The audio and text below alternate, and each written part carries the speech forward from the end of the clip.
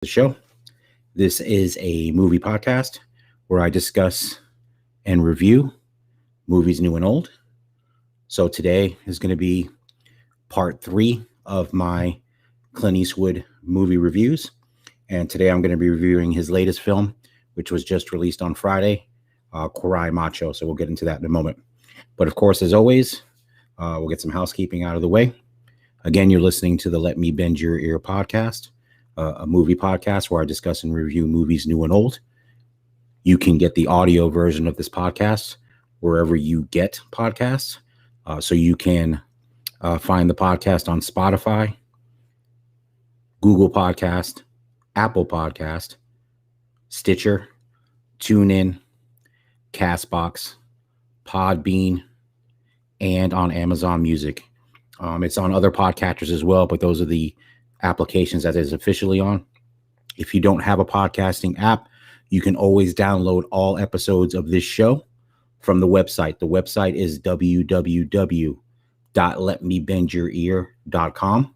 If you want to email the show, the email for the show is bendyourearpodcast@gmail.com. And if you're a regular listener to the program, thank you so much for listening. I really appreciate it. If you do see me on social media, my handle on Twitter is @BendYourEarPod. That is also the handle for Instagram and for Twitch. I'm doing the show live as I've been doing the last few months. The show is right now available on the YouTube channel, which is at Let Me Bend Your Ear Podcast, the Facebook page, which is Let Me Bend Your Ear. Also on Twitch. If you're there now, you can watch the show there as well. So again, please subscribe to the YouTube channel and like the Facebook page. I'd appreciate that as well. And the biggest thing you can do if you're a fan of the program and would like to help spread the word for other people to check it out, if you see my post, especially on Twitter, please like and retweet. Anytime there's a new episode, this one included, I'll be posting when it's available. So if you can retweet that. For independent podcasters like myself, this is the easiest and best way you can assist in getting a bigger audience for the show. So I really appreciate that. The second thing you could do, if you wouldn't mind, is if you listen to the show on a podcasting app such as Apple Podcast or Google Podcast, please rate and review. Hopefully you like what you hear and you give the show 5 stars. The reason that this is extremely important, again, being an independent podcaster, this is a way to spread the word about the show. The more ratings and reviews a show can obtain, the higher in search results the show will be featured in when people are seeking out new movie podcasts. So if you could do that, if you're a fan of the show, I would really appreciate that. Okay. And again, if you want to email the show, movie suggestions, thoughts on the show, again, that email is bendyourearpodcast@gmail.com. And before I get into the review, of course, I am live now. So if you're watching live, thank you for joining me. And as always, if you want to join the show live, and you're watching this live, please let me know on any of the formats that I'm at. Just type into the chat area that you would like to come on, and I will bring you on, and we'll discuss Cry Macho. Or if you want to discuss any other Clint Eastwood movie or movies in general, if somebody does come on as a live guest, obviously we'll try to focus on the movie I'm reviewing for this episode. But if you have another movie question or a general thing about movies you want to discuss, it's kind of open forum if you want to do that. And of course, you have a couple of different ways you can come on. You can come on full video audio, and I'll bring you on and we share the screen with me, and we'll discuss movies. You can come on audio only if you're not comfortable with the video. That's fine. You can do that as well. Or if you're not comfortable with either, just chat. If you have a question or a comment about the movie I'm reviewing or anything else in movies, just type it in the chat area if you don't want to come on either audio or video, and I will look at the chat as I'm talking here. And if I see your question, I'll answer it live as well. So again, I would encourage you to come on live. Like I said, it's a lot of fun. Just come on with me. Just say you want to get on. Once I get into the review of the movie, we can discuss that. And like I said, if you have any other questions, like I said, it's discussing the movie that I'm talking about today. Or like I said, it can be open forum if you have a different question or different discussion you want to go at. So like I said, my intention in doing the live videos over the last few months is to grow the show. That's my intention. That's what I want to do. Get a bigger audience, get better engagement with the people that do listen to the podcast, and ultimately, hopefully get new listeners to join us here in this community of people that love movies. So again, if you want to come on live, just click in the chat there and I'll see you, and then I'll just bring you right on. It's that simple. The software is browser based. So once you click that you want to come on, you know, I'll bring you right on. Like I said, it's super easy, and I will put the link in the chat if somebody wants to come on. So as soon as you let me know, I'll stick the link in there as well. And actually, just give me a second. I will actually do that now. Just give me 1 second, and we will get you in here if you want to come in. So again, I'm going to be reviewing Cry Macho, which is the new Clint Eastwood film, and it'll be we're going to talk a little bit about the history of the movie, just to give you a little bit of a spoiler here. The history of the movie is more interesting, unfortunately, than the actual movie itself. But let's get into that first. So if you listen to my previous episode, part 2 of this Clint Eastwood reviews of his films. So the first part 1 was The Outlaw Josie Wales, and the episode previous to the one that's up now, part 2, is the classic Unforgiven, which I gave a 5 out of 5 review. Check that one out if you want. That's the one that's up now. This movie kind of has a similar history to Unforgiven, so I'm going to start there. So Cry Macho was a novel, or actually, let me take that back. It was a script that was circulating in the 70s that was rejected a few times. So what the author did was he actually turned the script into a novelization. And then when he did that, the novelization was optioned for a screenplay, which is kind of weird since it was already a screenplay and rejected. But the novelization of the story was turned into a screenplay. And Clint Eastwood saw it in the early 80s. So kind of similar to Unforgiven. It was a screenplay that he saw, read, and liked. And like Unforgiven, the lead character of Mike Milo, he felt at the time he was too young to play it. So this was about 1987, 88. So instead of doing Cry Macho, he actually ended up shooting what would ultimately be his last Dirty Harry movie, which was the Deadpool. So if you remember that film, that was, of course, he starred in it. It had actually a very early performance by Jim Carrey. So it was the last Dirty Harry film, not one of the best Dirty Harry movies, but that's what he ended up ultimately shooting instead of Cry Macho. So the script just sat, obviously for 30 some odd years. And then he decided to make the film, of course, now and release it here in 2021. So the screenplay for Cry Macho was co-written by the author of the story. And give me a second. I have their information right here. Sorry about that.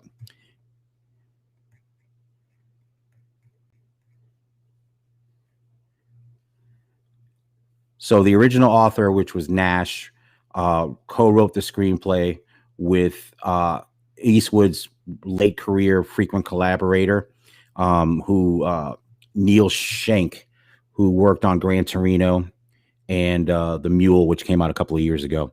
So they co-wrote the screenplay, and Eastwood, of course, producing and directing, as he's done for all of his films over the last 30 some odd years. I don't think he's actually worked for another director in quite a long time. So again, he's directing and starring in this movie. So I know if you know his late career, he's been pretty prolific in the last 15 years or so, and has made some excellent films.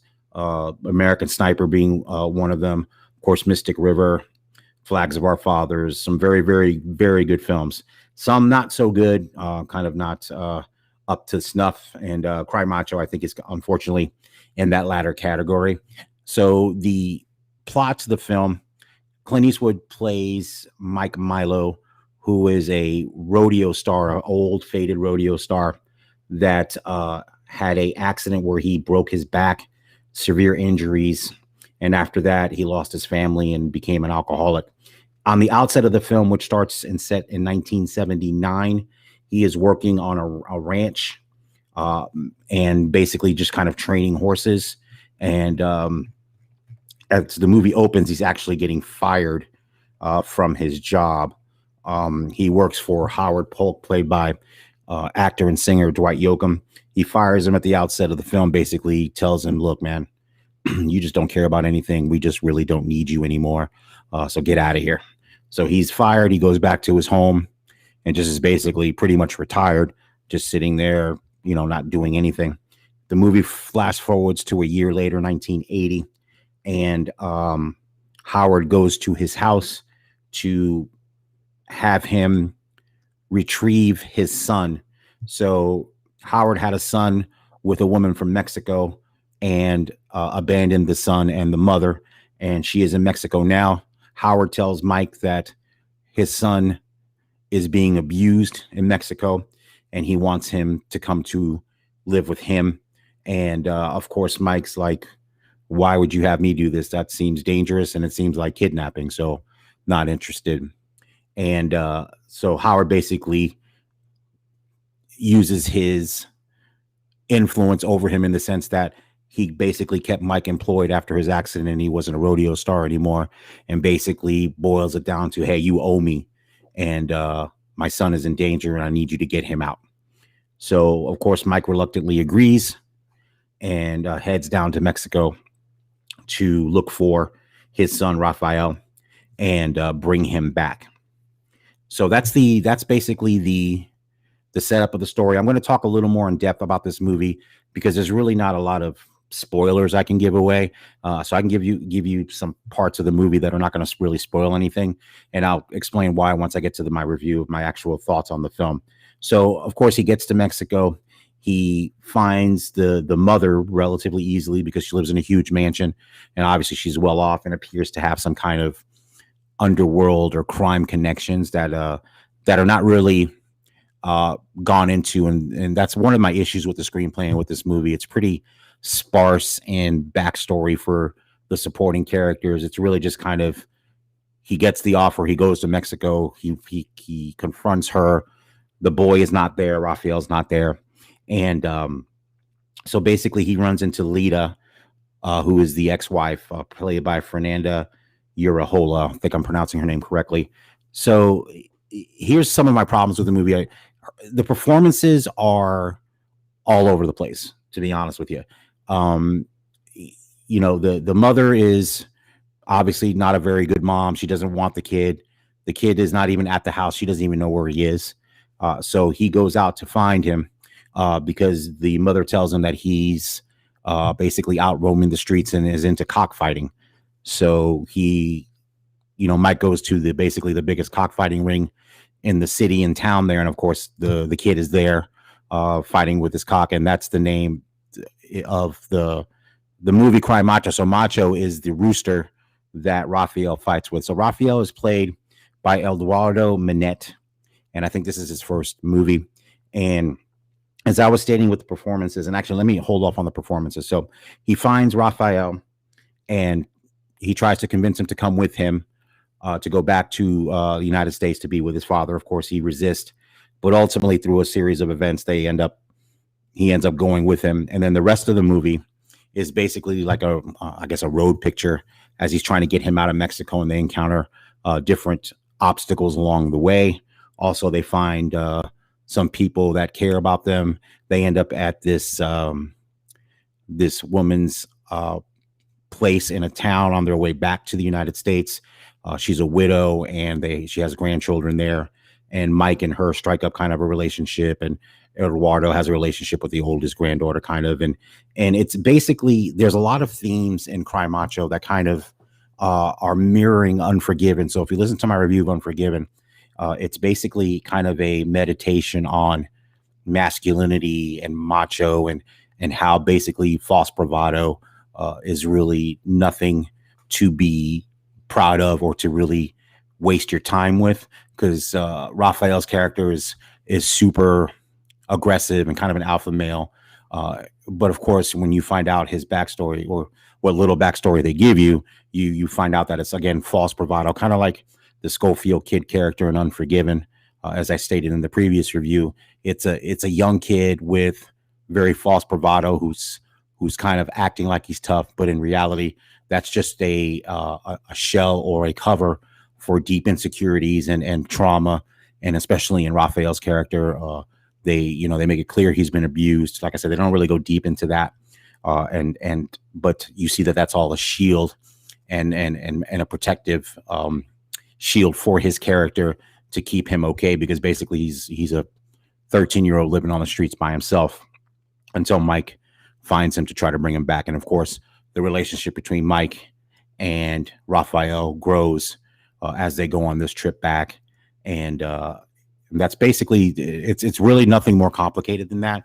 And unfortunately, I wish it were a little more complicated than that, especially after watching Unforgiven and then following this film right after that. You can just see it; it just really pales in comparison. So let's start with the performances. So Clint Eastwood is fine. He's a great actor, I think. I think a lot of times he's an underrated actor. And of course, anytime Clint Eastwood's on screen, he's his natural charisma. And the thing that's amazing about it, look, he's 91 years old, and he's walks a lot slower. He's a lot more gaunt, but he still has that gleam in his eye. He still can deliver a line.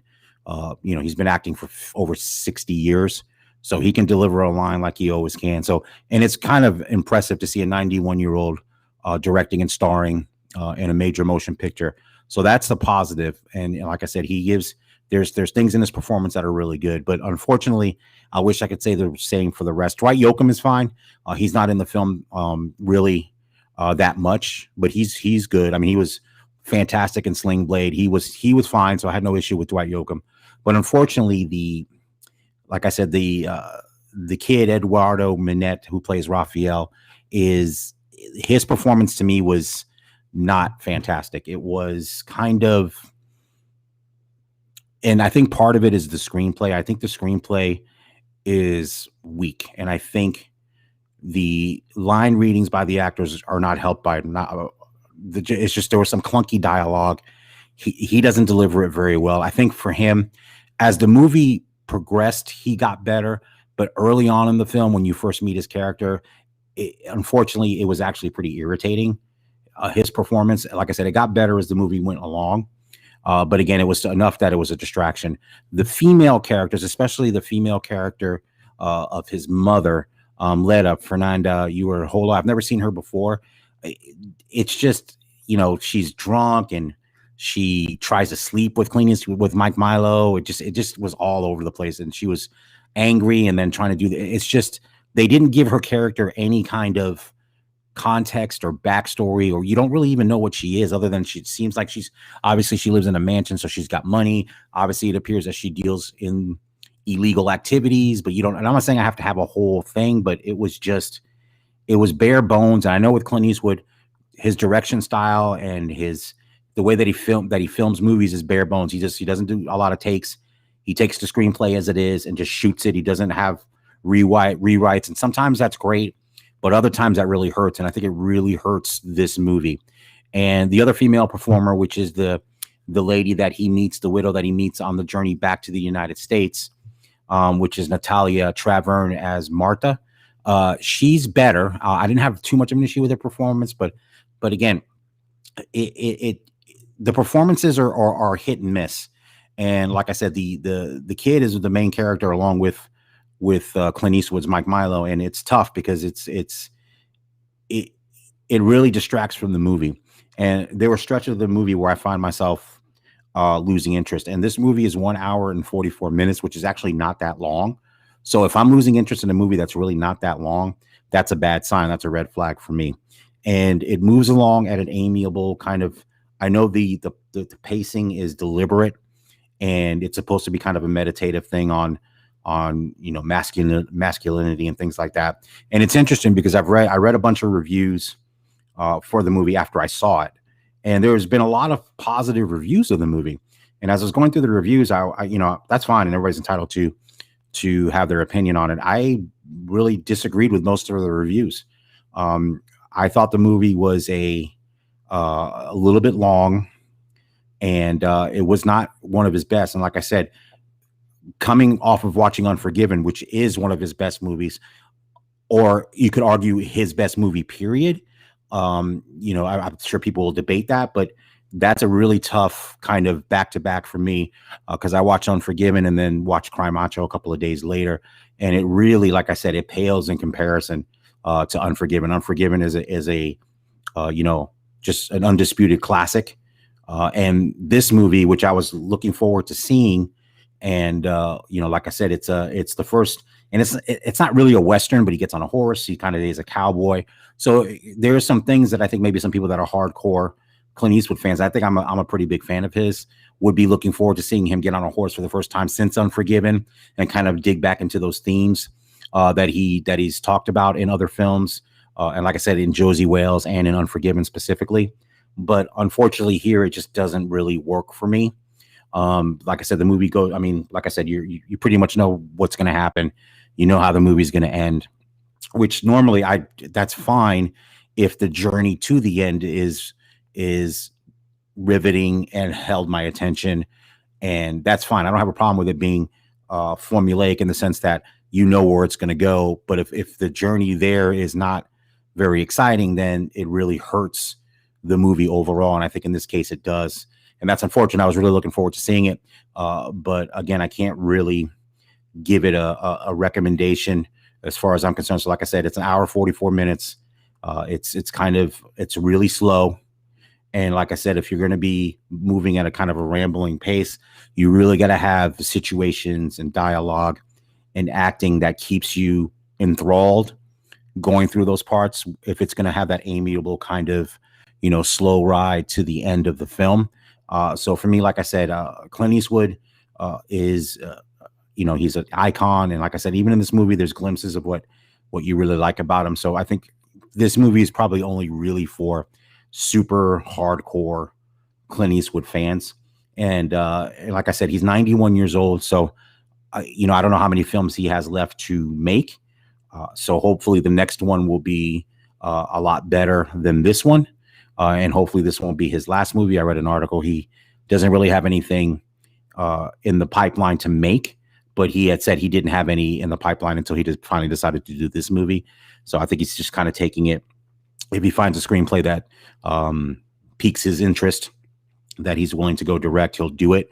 But if this ends up being his last movie, I don't think it's one of his better ones. But like I said, if you're a hardcore Clint Eastwood fan, I think you will enjoy it. But other than that, I think it's going to be a hard sell to recommend it. So let me go to my Van Gogh review. So out of 5 Van Goghs, I'm going to give Cry Macho 2.5. So on that scale, it's really, like I said, it's a movie I probably wouldn't see again. I maybe would have given it a 3 if it was a little bit better, but I can't. A 3 to me would almost give it kind of a recommendation. I really, unfortunately, can't recommend it unless you are a hardcore completist Clint Eastwood fan and sees and watches everything that he's in. Then I think you'll probably find some enjoyment there and like it a lot more than I did. Unfortunately, I did not. So it's going to be 2.5 Van Goghs out of 5. The movie is now playing in theaters, and it's also playing on HBO Max since it's a Warner Brothers film. So I think it's going to be there for a couple of weeks. So if you are unable to go to a theater to see it or are uncomfortable going to the theater yet, you can watch it on HBO Max. So this is part 3 of my Eastwood films. So I did The Outlaw Josie Wales, Unforgiven, and now Cry Macho. So I will be doing more Clint Eastwood films. The next review won't be one, but what I'll probably do is just continue to call it Eastwood part wherever I'm at, since, he's got he has a huge career, and there's a lot of great Eastwood films that I will definitely be reviewing on this podcast. A lot of older ones. I was glad to get to Unforgiven.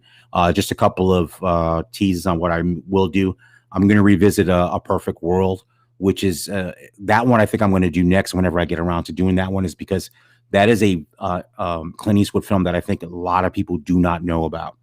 Unless you're a hardcore fan, that had him and Kevin Costner with Eastwood directing. That's a great movie. And that's a movie that did no box office. And that's a shame, because that's one of his better movies and one of Kevin Costner's better performances. So I will definitely, that'll probably be the next Eastwood movie I review at some point in the future. But if you have not seen A Perfect World, I'll just, give you a tease. I would definitely check it out, especially before I do that podcast. And if you want to talk about it when I do review it, that's a great movie. So I highly recommend it if you haven't seen it or haven't seen it in a long time to revisit it. I'm looking forward to revisiting that movie and talking about it, especially since there's a lot of most people have not seen that movie, because like I said, it did not do well at all. So I'm definitely looking forward to that. So that is my review of Cry Macho. Again, 2.5 Van Goghs out of 5. It's playing now. So again, I am live on YouTube, on Facebook, on Twitch. So if you want to come on, let me know. The link is posted in the chat. I'm going to post it here one more time in the last couple of minutes that I have on the show. If you want to talk about Crime Macho or Clint Eastwood or anything else about movies, feel free to come on. Like I said, you can come on video with me. You can come on audio only, or you can come on, or just you can chat type a question in here, and I'll be happy to answer it regarding movies or about the movie I just talked about. So again, this is the Let Me Bend Your Ear podcast. I'm Frank. I'm the host of the show. And the tagline of the show is I discuss and review movies new and old. This is a movie podcast. Movies are my biggest passion, probably other than sports. But I've loved movies since I was a child, and I love talking about them, discussing them with other people. So again, this is what this podcast is about. And again, I want to thank everyone that's been a regular listener to the show. My downloads have increased, and I am very, very grateful. So again, everyone out there that is a regular listener, thank you so much. I do appreciate it. And if you are a fan of the show, again, I would ask that you share my post on social media, tell friends about the show. Again, as an independent podcaster, it's the lifeblood of how I can get the show to grow. And like I've stated before, this is something I love doing. I look forward to doing the podcast every week, and I would do it whether there was one listener or a million listeners. It's something that I love to do. But that being said, I still want to grow this show, and I enjoy doing it. And I just want to get as many people to join me on this journey as really enjoy talking movies, because that's something I really, really am passionate about.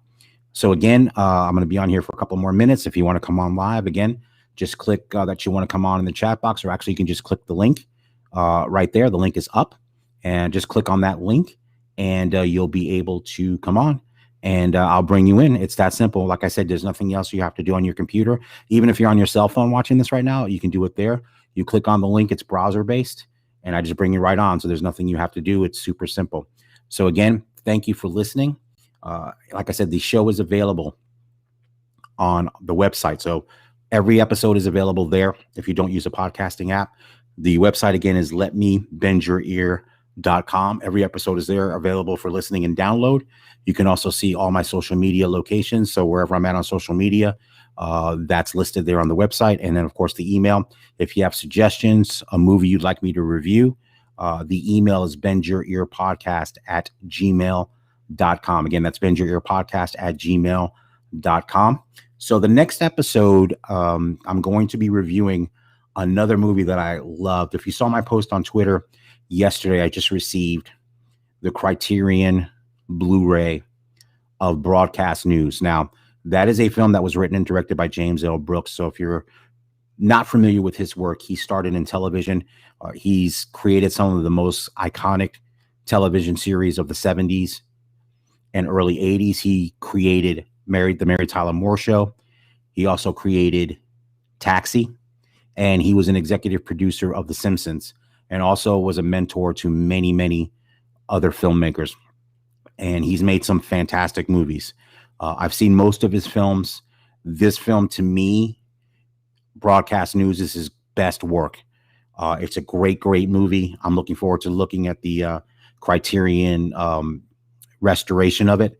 It came out in 1987. It stars William Hurt, Holly Hunter, and Albert Brooks. So that's going to be in the next episode. And just as I was for Unforgiven, I'm super excited to discuss that movie and more specifically, hopefully, find an audience for it that has not seen it. So definitely check out that review next. I'm looking forward to that. That'll be put up next week. This episode will be up shortly on the audio podcast feed for Cry Macho. And like I said, I'll definitely be reviewing more Clint Eastwood films as the podcast moves forward. So again, I want to thank you for watching if you're watching now. And of course, if you're listening to this later, thank you so much for listening to the show. Again, this is the Let Me Bend Your Ear podcast. And I really appreciate everyone that's listened, that follows me on social media, that interacts with me there, and has been watching these lives. So again, I'm going to go ahead and sign off. And I hope everybody has a wonderful week. And I will see you for my next episode, which will be James L. Brooks, Broadcast News. Thank you. Have a fantastic week. Take care.